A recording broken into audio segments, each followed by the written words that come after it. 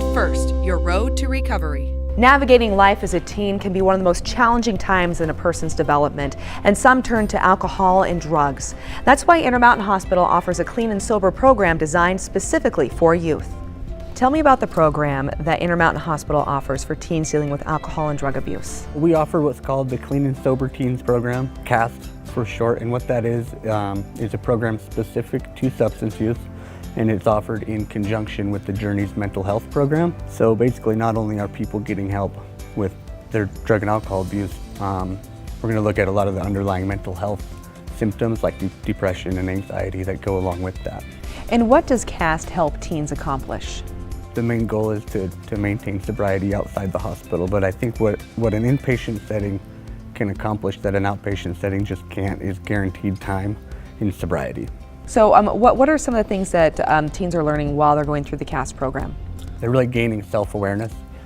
I always say recovery is really learning who you are, what you stand for, and learning how to like that person. And that's really hard for a teen to do anyway. You add substances, drugs and alcohol, it makes it that much more difficult. So, I mean, they're really gonna understand why they started using drugs and why they're continuing to use drugs. So if they can figure that out, they can find healthy ways to meet those needs. How does Intermountain Hospital prepare teens for discharge once they're through the CAST program? From the moment they come into the hospital, we are talking about discharge. Intermountain Hospital is never a place for them to be long-term. It's to help them get out of crisis and identify those irrational beliefs that lead to those behaviors. And so what we're doing is we're talking about discharge in the beginning. We're including the family unit because obviously most of them have parental guardians or moms or dads.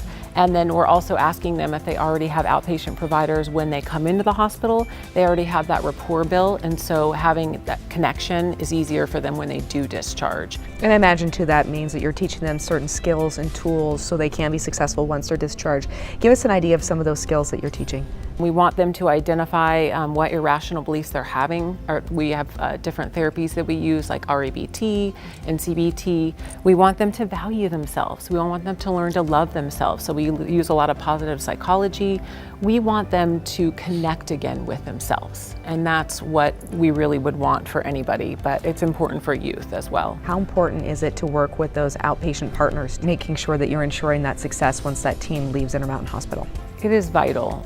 Like I said, we do check in with the youth to see if they already are working with outpatient providers, but the information that they've learned in the hospital, we want them to continue to be successful. And that really entails connecting them with providers that can help guide them down that path, because we're not going to be there anymore, but that is the goal. And so that is a huge part of the process. Great. And where can our viewers go to learn more? They can always go to intermountainhospital.com or call 24 hours a day anytime. We are always there to help.